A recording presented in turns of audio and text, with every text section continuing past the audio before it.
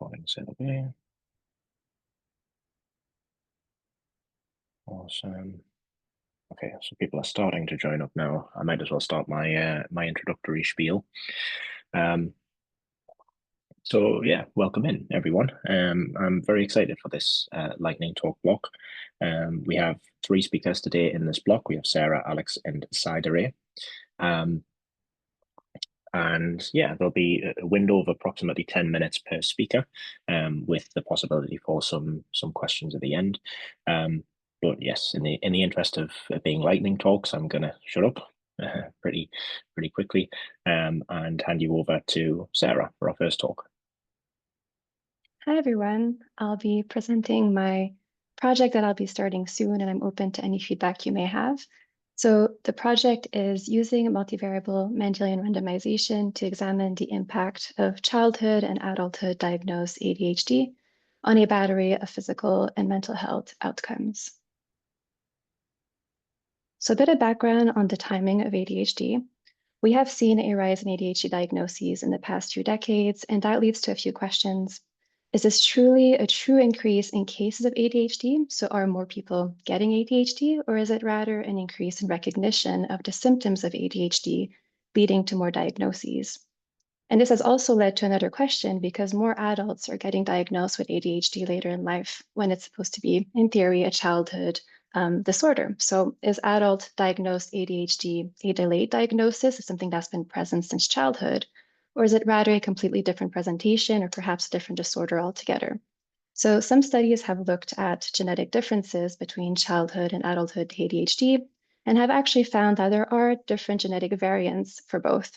So one genomic-wide association study that's been done in 2019 has found different SNPs or genetic variants between adult and childhood ADHD, leading us to perhaps think that adulthood and childhood ADHD are in fact maybe different. So I'm quite interested in teasing apart these timing effects and answering that question a little bit further. So I've looked a little bit more in the literature in terms of outcomes of ADHD, specifically using Mendelian randomization, and a few different outcomes have been causally linked to ADHD, such as things like obesity, smoking, cardiovascular disease, but also autism, anxiety, and depression. So to further tease apart those timing differences with adult and childhood ADHD, we do run into a few methodological challenges in general with epidemiological studies, things like confounding bias or residual confounding, an extra variable being associated with both an exposure or an outcome, but not necessarily on that causal pathway, or things like selection biases. So loss of participants to follow-ups, perhaps non-responders and responders are actually different demographically, and things like information biases, so reporting errors, observation biases, recall errors.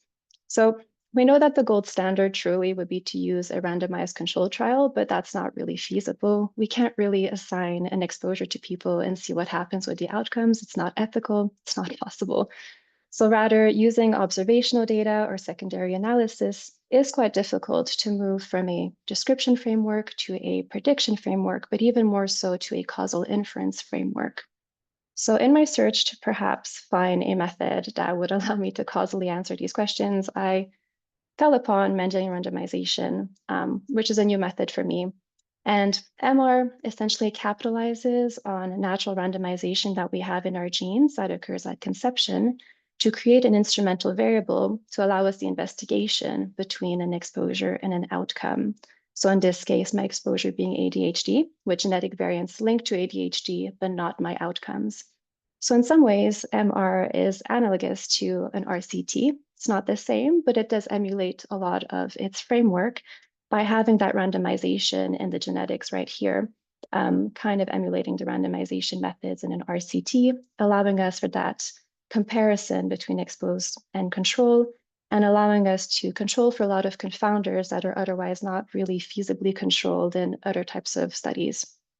So my plan, essentially, to answer my question, is to look at those timing effects in ADHD by comparing childhood diagnosed ADHD and adulthood ADHD, and to see if they're causally linked to those outcomes differently.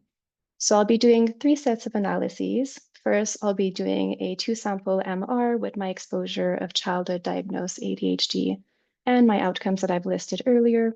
I'll be doing the exact same thing for adulthood-diagnosed ADHD. And then the bulk of my work will be for a multivariable experiment, which essentially a multivariable MR uses genetic variants that are associated with multiple potentially related exposures. So in this case, childhood and adulthood ADHD. And it allows us to estimate the effect of each of those exposures on a single outcome. So MVMR allows for that equivalent analysis to mediation within an MR framework. So that is essentially my plan. I'm very open to any feedback. MR is quite new to me. But thank you all for your attention and for your eventual feedback. Thank you to my supervisor, my colleagues, UCL, and also welcome for funding me. And thank you to SIPS for having me. So yeah, that's 5 minutes. Awesome. Thank you very much, Sarah. That's really Of course. interesting. I really like the idea that we can have randomization effectively done for us by our genetics. That's a really cool Yeah. concept. Um, I'll open the floor up. Does anyone have any questions or comments for Sarah?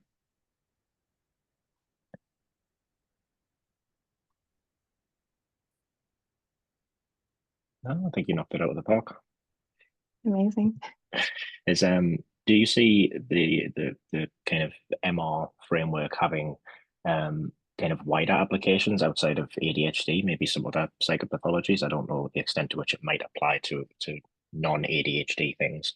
But yeah, Yeah. just as a complete novice, what are your takes on that? Yeah. Oh, definitely. In my review of the literature, I found a lot of applications of MR, more specifically in the medical field, and definitely in like psychiatric fields as well. It's a bit difficult when you want to look at things that are less genetically measured. So if you want to look at for example, childhood adversity, it's very difficult to do a GWAS on childhood adversity and actually truly measure that to then use that framework to look at more psychologically based questions. So yeah, it tends to be more in the medical field and psychiatry. Yeah, absolutely. Michael? Yeah, thanks for a great talk. I'm really happy to see any attempt or any approach on addressing causality outside experiments. So if anybody's interested, just mentioning I'm doing an unconference in the in-person SIPS where I like to have a broad discussion or how could we intervene in against avoiding causality outside experiments. Yeah, I'll definitely Awesome. attend that. Yeah. thank Yes. you. So to everyone who will be in Budapest, go along to that. Okay, awesome. Thank you very much, Sarah. We Thank you. will move on to our second speaker. So we now have Alex Byrnes, and his talk will be on science reform and whether we need a plan B.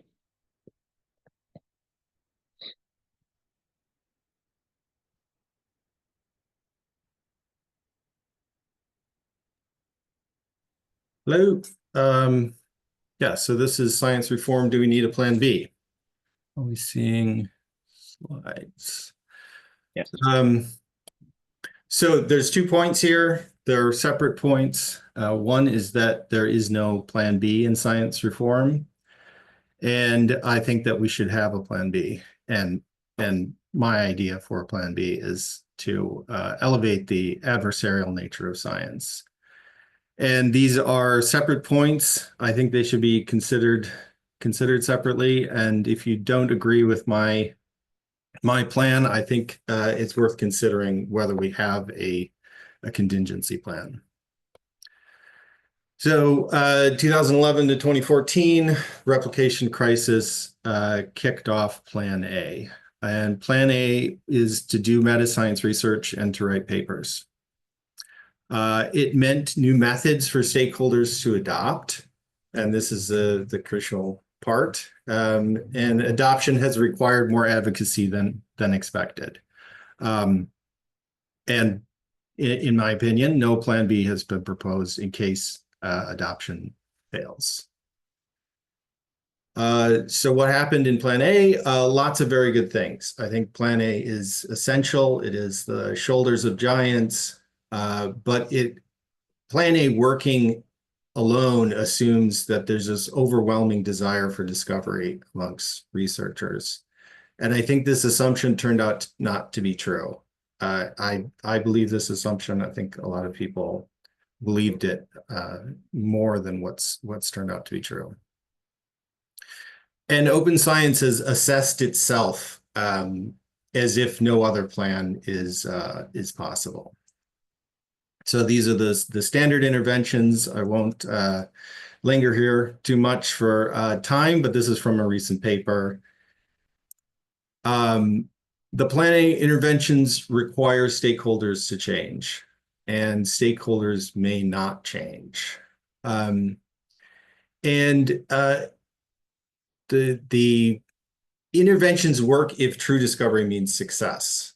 So I'll get more into this, but there's this danger that the existing stakeholders will change in the opposite direction.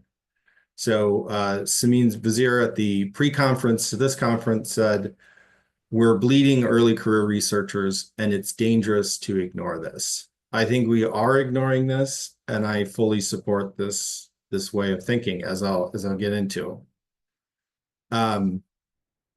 I think one of the great papers of the last 10 years is The Natural Selection of Bad Science. And in the context of the hierarchy of science, hierarchy that is very difficult to climb, just in probability of success, but also potentially morally hard to climb. Cheating gets you ahead. This idea of the evolution of science and stakeholders moving either consciously or just through an evolution of losing researchers over time is very scary. And like I said, I think this needs to be considered, that it's not just that we're sort of making this progress in a linear fashion and it'll sort of open science will be adopted more and more over time. It may be that stakeholders are reacting or just evolving against what we intend. But this is speculation. The interventions are replication proxies, and the evolutionary fitness of researchers, as I just described, is just theory. The number that we want to go up, the rate of successful replications, has not improved. So last month, before this or after this talk was proposed, Brazilian Reproducibility Initiative, which applies somewhat to psychology. It's obviously not direct, but it gives us some kind of ideas about the science-wide rate. Found 26% via specification curve. But this should not be a surprise. It's been 10 years of findings that are just really bad. So this is a list of less than 50% adoption found in rigorous practices that are not controversial practices. So sharing data that's been promised, not p-hacking, math, registration, reporting statistics, randomizations, blinding, teaching, and the core functions of science, replication and self-correction. So ignorance is not the problem. And again, after this talk was proposed, QRPs were weakly associated with not participating in QRPs, which means that education is maybe less effective than we thought. So plan B, adversarial relationships work. So if expertise comes with incentives that compromise research, then we need to find adversaries who don't have these incentives, even if they are not recognized as experts. So in other words, this is a top priority. Sacrifices may need to be made. And in my opinion, the sacrifice should be expertise, or value of expertise. Expertise is associated with a less negative view of cheating. There's much more to support this, but This is all I have time for at the moment. So this, again, after this talk was proposed, this great book, Unreliable, came out, and I wouldn't change much of this at all.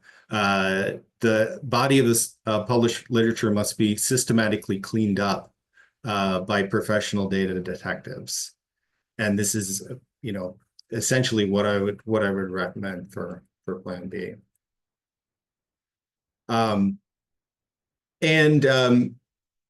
Plan B is more possible because people can be trained in exactly what researchers often do wrong. The four horsemen, as Dorothy Bishop calls it, plus I would say base rate neglect. This is what I call the red team of science, named after a Lackins paper from 2020. And it has similarities with the jury system or the free press, where expertise is traded for independence. You don't expect a jury to have the same expertise as the people in the domain that they're trying, or journalists, same thing. And red teams are already used in other high stakes functions of government. And this idea of an amateur post-publication review, a trained amateur post-publication review, is not a loss of respect for science. It's about minimizing the hierarchy to some extent, kind of pulling a thread on the hierarchy.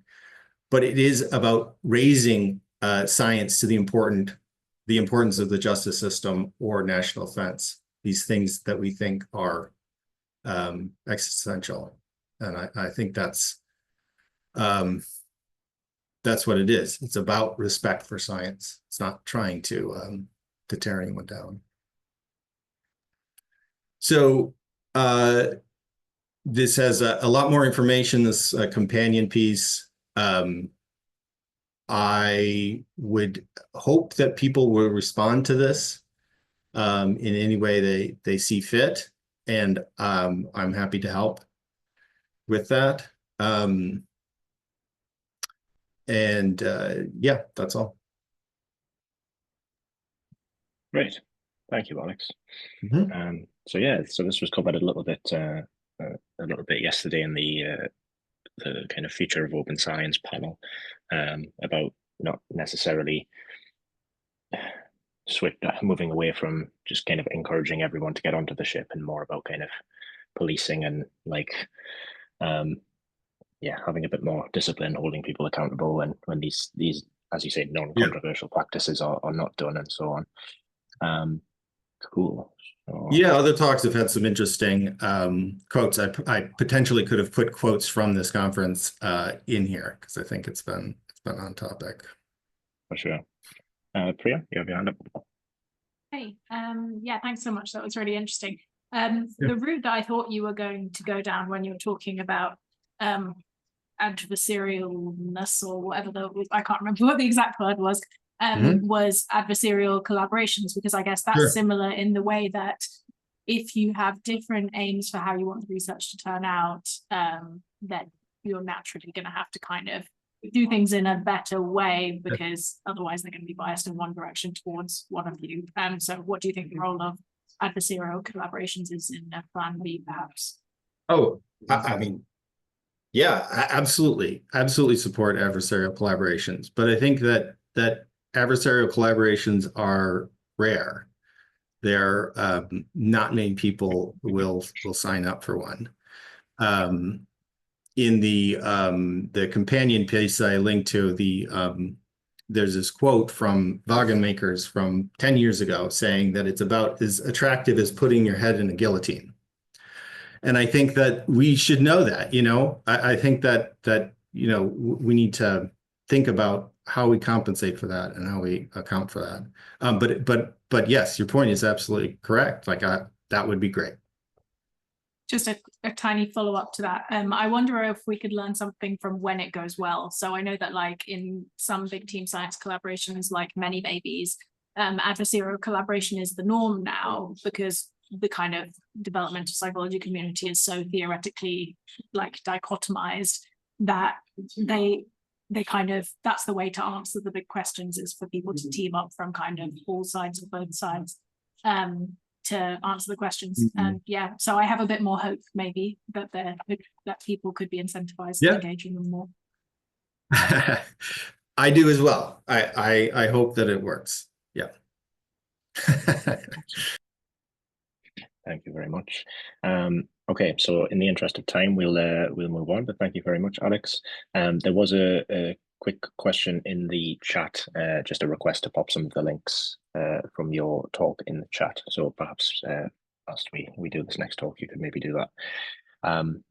Okay, awesome. So our third and final speaker is Psydere, and their talk will be on using virtual avatars for open and accessible science communication. Yes. Hello. Can you see it okay? Is it working? Cool. So yeah, there we go. Cool. So, hello, I'm Psydere. I am presenting on behalf of V-Theorem. So we're a group of science communication VTubers, and I will come back to what that actually means in a second. Science communication. So social media is a really promising route for science communication, and lots of people are already doing it really, really well. When you actually look at surveys, a lot of them seem to suggest that scientists actually want to share findings. Like we're passionate about our research and we want to share the findings, but there's barriers to doing it. Sometimes it's we don't know how to, sometimes it's that we don't feel supported to. But this is kind of a problem because we can probably reach people that we wouldn't normally through social media and video platforms like YouTube. And there's already people that are doing this in psychology. So for example, SciShow Psych and Braincraft, they're kind of creating educational content on these platforms. But the ratio of like good content like that, like evidence-based content versus pseudoscience is still kind of skewed. Like it's still super, super easy to go onto platforms like YouTube and just find all the pseudoscience, find all of the misinformation. So people like Mini Minuteman are arguing that if we as scientists go out and create more content about science, then we might be able to drown it out a little bit. But it's obviously quite difficult. So what if instead of just trying to make pre-recorded, like scripted content, we were a bit more casual with things? So this is where live streaming comes in. So live streaming is a type of video content where you basically just talk live to a camera. And this is really good because it allows direct communication between you as a communicator and the audience. So if they have questions, if they need clarifications, like you can get that feedback immediately and dive into it together.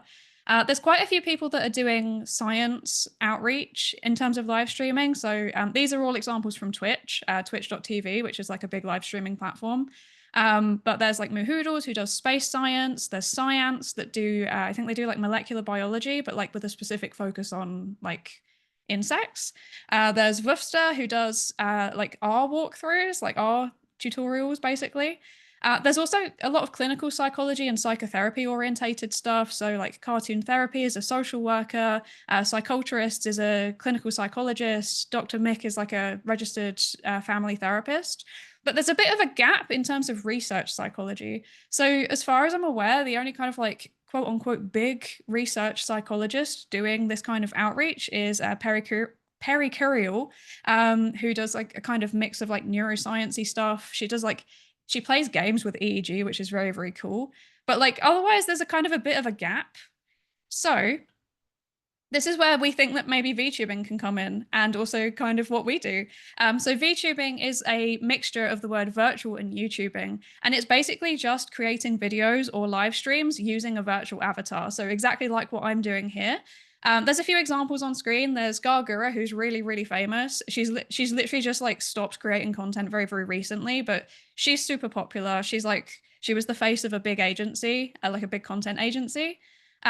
It's come out of Japan originally, so a lot of people are kind of like anime styled, but there's a diversity of styles. There's people like Pumpkin Potion and Miss Lala that use kind of more Western style avatars. And we think the kind of main benefits of VTubing as a form of content creation is that, first of all, you get complete control over your design and your presentation style. So like if you want to look like a cute cartoon character and be very accessible, you can. If you want to, kind of convey a sense of authority, then you can do that too. Like you have control over what you look like all the time. You also get a degree of safety and privacy, anonymity, which is obviously very, very important nowadays. There's always going to be people out there that are like, you know, trying to harm you via various means, and sometimes that can even mean, you know, like governments and stuff. So that's obviously something that needs to be prioritized now. We think it might also improve viewer accessibility. It kind of makes the character more relatable, maybe a bit less intimidating. And then the novelty of being, you know, told science by a cartoon character, that probably can't be underestimated too. It might get people to click on it. So what do we actually do? We do a whole bunch of stuff. When I say we, I'm talking about all of V-Theorem. So one thing that we do is journal clubs. We literally just sit on stream and read a paper. We just talk through the paper. So people get to see the peer review process live. They can see how we're forming arguments about the paper and the critique of it. But it also gives like structured and supported engagement with those primary materials, which we hope might support people to do it, like be less scared of it, hopefully. We also share our experiences with education systems and with scientific systems and institutions.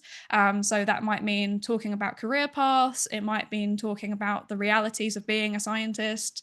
And we hope that that goes towards demystifying the hidden curriculum. We also do some interviews. So that means bringing a researcher onto the stream and actually just talking through their work and what they do. We think this is really, really cool because as well as exposing people to a wide range of really cool research, it's also a way to kind of humanize the person behind the science. And then finally, demonstrations. So these examples are from botany and from like physics and electronics engineering. But we think this is probably doable in psychology too. If you've done a demonstration of an experiment with your undergrads, then you know how to demonstrate. So this is definitely something that a psychologist could do on live stream too. But you get the benefits of actually seeing the concepts and activities in action. You get to see them being done and it helps with the understanding. So there are a few challenges. VTubing generally is very expensive well, it can be. There are free tools that you can use to start VTubing, but you do need like a degree of computing resources for face tracking. Like it can take quite a lot of GPU power. There's also a risk of doxing, but hopefully the model gives you some privacy there. There are some unique subcultural norms in VTubing, but they can be broken. It's just good to be aware of if you're aiming for like an audience of people that normally watch VTubers. And then there's also a lack of data right now on the audience and outcomes, but we would love to help change that. So if anyone's interested in research, hit us up. There's some references and extra reading that you might want to do. And then, yeah, this is V-Theorem. Yeah, thank you for listening. Awesome. Really cool. Thank you very much for that. Okay, so we had two hands up there. I saw I'm sorry, I can't pronounce your name properly. Willemijn? It's a Dutch name. Willemijn. Yeah, so I think this is great for privacy, and I can imagine not everyone wants to have their face actually on screen, especially if there's a recording.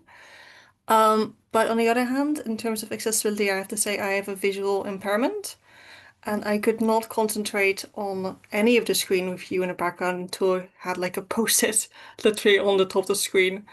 So I think there's no one size fits all for different types of disabilities.